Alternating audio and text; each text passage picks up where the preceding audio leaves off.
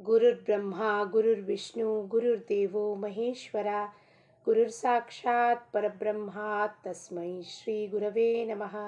सभी साधक बंधुओं को आत्मज्योति को साष्टांग प्रणाम करते हुए मेरे सद्गुरु श्री चंद्र कुमार जी के दिव्य चरणारविंदों में साष्टांग प्रणाम करते हुए कबीर जी की अमृतवाणी से फिर एक दोहे का चिंतन और मनन करेंगे, श्रवण करेंगे, मन में उसका मथन करेंगे और हमारे जीवन से दोहे को जोड़ते हुए कबीर जी महाराज मन को क्या बोध कराते हैं। मन को बहिर्मुख से अंतर्मुख करने की ये यात्रा है। परमात्मा की प्राप्ति यानी क्या है कि मन को जो बाहर मुख में दृश्याकार जगत में जो खो गया है, मैं मेरा मेरा वस्तु दृश्याकार जगत जो नश्वर है फिर भी उसके पीछे पड़ा हुआ है, उस मन को इंद्रियों के समेत अंदर वापस लाना है। उसे अंदर लाना है मतलब कहाँ जी अंदर लाना है, यानी उसे स्तब्ध करना है, शांत करना है कि कोई भी रीति से किसी भी दुनिया में जहाँ कोई हलचल हो रहा है, चलन हो रहा है, वहाँ हमारी प्रतिक्रिया की जरूरत नहीं है। दुनिया अगर कल को डूब भी जाएगी तो हम भी उसमें डूब जाएंगे। हमारे कहे हुए बातों से कोई फर्क नहीं पड़ता, ये हम नहीं समझ रहे हैं। डायरेक्टर जो है परमात्मा है और उसने स्क्रिप्ट सबके लिए लिखी हुई है, सबकी एक्टिंग फिक्स करके रखी हुई है। इस बंदे ने ये एक्टिंग करना है, उस बंदे ने वो एक्टिंग करना है। अपने अपने प्रारब्ध अनुसार ही हम सब एक्टिंग कर रहे हैं। लेकिन मैं जाकर दूसरे के एक्टिंग को खराब बोल रही हूँ, मैं जाकर इसकी एक्टिंग सही नहीं है, ये अपने आप को क्या समझता है। तो ये जो बातें हैं ये अनावश्यक बातें जो मन करता है, क्योंकि वो समझता है मैं करता हूँ। जब मैं करता हूँ तो मैं समझता हूँ जो मैं काम कर रहा हूँ बिल्कुल परफेक्ट है। मेरी बहू मेरे जैसे खाना नहीं बना सकती, मेरे जैसे घर सहेज के नहीं रख सकती। बहू का अपना एक्टिंग है, ये हम क्यों भूल रहे हैं। बहू का अपना एक्टिंग है, दामाद का अपना एक्टिंग है, सब अपने अपने एक्टिंग से, सूत्रधार के एक्टिंग के हिसाब से नट जो है वो क्या कर रहा है, नाटक कर रहा है। लेकिन हम एक दूसरे के नाटक में घुसकर क्या कर रहे हैं, तू मैं कर रहे हैं, जिससे मन को क्लेश हो रहा है, दुख हो रहा है। जिसकी जो एक्टिंग है उसको छोड़ देनी चाहिए करने के लिए, और उस पर हमने ना तो कमेंट करना है न प्रतिक्रिया देनी है। उसको कहते हैं हम मन को अंतर्मुख करना, परमात्मा की इच्छा को स्वीकार करना। आज वो हमें आकर के दो बातें जोर से सुना गई बहू, तो वो भी राम जी की इच्छा है, कन्हैया लाल जी की इच्छा है, मेरे सदगुरु की इच्छा है। या मैंने दो बातें उसको सुना दी तो सुनाने के बाद में उसे कंटिन्यू नहीं करना चाहिए। सारा दिन में उसे गुस्सा होकर 2-4 दिन मुंह फुला के नहीं बैठना है। मुझे लगा कुछ गलत है, मैंने बता दिया, आपने ये सही नहीं किया, आप उसको सही कर लो। प्यार से समझाने के बहुत तरीके हैं। क्यों हम गुरु के पास बार बार जाते हैं, क्योंकि वो हमें बच्चों के जैसा समझाता है। हर बार छोटा सा एक चॉकलेट मन को देकर कहता है तुम बहुत अच्छे हो, तुम में बहुत सारी कलाएं हैं, तुमको बहुत शक्ति है, लेकिन अब शक्ति को तुम कहाँ दुर्व्यय कर रहे हो, खर्च कहाँ कर रहे हो, दुनिया में खर्च कर रहे हो, और दुनिया को उस शक्ति की कदर नहीं है। परमात्मा के पास वापस आओ तो उन शक्तियों की, अनंत शक्तियों के स्वामी तुम हो, और उस शक्ति से किसी को हंसा सकते हो, किसी का दुख मिटा सकते हो, किसी के कंधे पर हाथ रखकर उसकी आंखों के आंसू पोंछ सकते हो। इस काम के लिए अपने देह का प्रयोजन करो, ना कि संसार के दुखों में उलझने के लिए नहीं, और मैं और मेरा कर्तृत्व भाव में फंसने के लिए नहीं। क्या कहते हैं कबीर जी महाराज, कागा का को धन हरे, कोयल का को दे,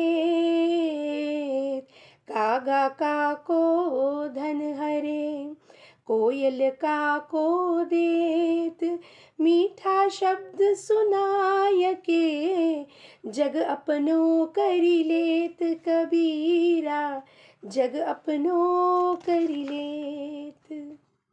सोचिए, एक पल के लिए आंखें बंद करके सोचिए, कौआ आकर हमारे घर में खिड़की पर बैठकर काव काव किए जा रहा है, तो वो क्या हमसे हमारा धन छीन सकता है क्या? नहीं। कोयल बैठी है डाली पर, बड़े मीठे स्वर में गा रही है, तो कोयल हमको कुछ दे रही है क्या? नहीं। लेकिन क्या हो रहा है इन दोनों चीजों में? कौवे की जो काव काव है वो सबको कर्कश लगती है, और कोयल की जो मीठी बोली है वो सबके हृदय को, सवेरे जब हम उठते हैं और झाड़ पर टहनी पर बैठकर कोयल अगर कुहू कुहू कर रही है, हमारे मन को कैसा आह्लाद होता है, मन आनंदित होता है, प्रसन्न होता है। अरे समर सीजन शुरू हो गया है, कोयल बोल रही है, देखो। वही कौवा आकर खिड़की में काव काव करके, तो हटाओ उस कौवे को, कितना कर्कश ध्वनि में चिल्ला रहा है, हम कहते हैं। तो इस प्रकार से हमारी वाणी से अगर हम काग की तरह हम चिल्लाते रहे और दूसरों की निंदना करते रहे, भला बुरा कहते रहे, अपना प्रभुत्व दूसरों पर इम्पोजिशन किया, या हम इंग्लिश में उसे डोमिनेशन कहते, करते रहे, हमारे पास कोई नहीं आएगा। बाह्य रूप से सबको लगेगा, अरे मेरे को कितने लोग मानते हैं, देखो मेरे सामने हाँ जी करते हैं, लेकिन वो केवल बाह्य रूप से कर रहे हैं। आंतरिक में हमारे लिए उनके, हमारे प्रति उनके मन में क्रोध, नफरत की भावना है, घृणा की भावना है। जबकि कोयल जैसी मीठी वाणी अगर हमारी होगी, सबको अपनाने का भाव होगा, तो हमारे लिए कोई पराया नहीं होगा, आप पर भाव नहीं होगा, सब अपने बन जाएंगे। सबके अंदर परमात्मा ने कोई ना कोई कला दी है, उस कला को उभारने की, उसे मदद करने की कोशिश करनी चाहिए, और उसके लिए सबसे शक्तिशाली प्रभावशाली हमारी वाणी है। किस वजह से राम जी ने झूठे बेर खाए थे शबरी के? शबरी तो भिल्लिणी थी, सब उसे अछूत मान रहे थे। लक्ष्मण भी पास में खड़े होकर, भैया आप इस बेरों को, झूठे भेरों को मत खाइए, पता नहीं कहाँ से लाई है और ये कैसी है, ऐसे घृणा भरी नजरों से देख रहा था। लेकिन राम जी को क्या भाया? शबरी का शुद्ध अंतःकरण, शबरी का प्रेम, शबरी की वाणी। शबरी सालों साल, 90-95 साल की हो गई थी, देह जर्जर हो गया था, फिर भी हर दिन जंगल जाकर फूल लाती, बुहारती, रास्ता साफ करती, जो मिलता कहता, शबरी ये तो पागल है बुढ़िया। तो कहती क्या? मेरे राम आएंगे, मेरे राम आएंगे, मेरे राम आएंगे, यही उसके मुख पर और जिह्वा पर हुआ करता था। इस प्रेम की वजह से झूठे बेर को खाने पड़े प्रभु को। हमारी वाणी से जीतने के लिए वाणी काफी है हमारी। प्रेम भरी दो बातें किसी को बोल दो, राह चलता हुआ भी अपना बन जाएगा, क्योंकि ये सारा संसार परमात्मा की निर्मिति से हुआ है, और सारा संसार हमारा है। संसार जो प्रभु की ही माया है, वो भी हमारा ही है। तो संसार में किससे आप द्वेष करेंगे, किससे आप क्लेश करेंगे? फिर मुझे गुस्सा आया तो उस समय उनको बोलना जरूरी है, आपने जो किया ये सही नहीं है, लेकिन उस गुस्से को मन पर हावी न होते उसको कंटिन्यू नहीं करना है कि हम नहीं करेंगे, कंटिन्यू करते रहेंगे, ऐसा नहीं होता है। इसके लिए अपनी वाणी में कोयल की मिठास को लाना जरूरी है। हम कितनी भी साधना कर लें, कितना भी नाम जप कर लें, कितना भी सिमरन कर लें, लेकिन सचखंड का दरवाजा तब खुलेगा जब वाणी में मिठास आएगी। आप पर का भावना मिट जाएगा, द्वैत का भावना, ये दूसरा है, वो तीसरा है, ये मुझे पहचानता नहीं है, मेरा जीव, मेरे संसार में 4 लोग ही हैं, नहीं।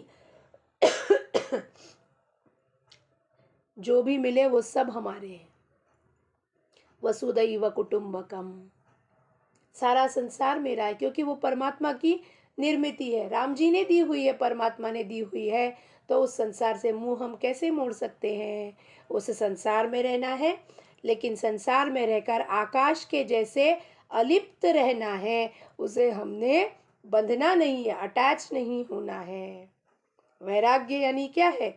संसार में रहो, लेकिन उसके चीज़ों से प्रभावित नहीं हो जाओ, यानी तकरार मत करो, कंप्लेंट मत करो, और कमेंट मत करो, और प्रतिक्रियाएं मत दो। तब हमारी वाणी बिल्कुल शुद्ध और मधुर हो जाएगी। ऐसा कहते हुए कबीर जी के चरणों में दोहा पुष्प अर्पण करते हुए लोकाहा समस्ताहा सुखिनो भवन्तु। जय कबीर।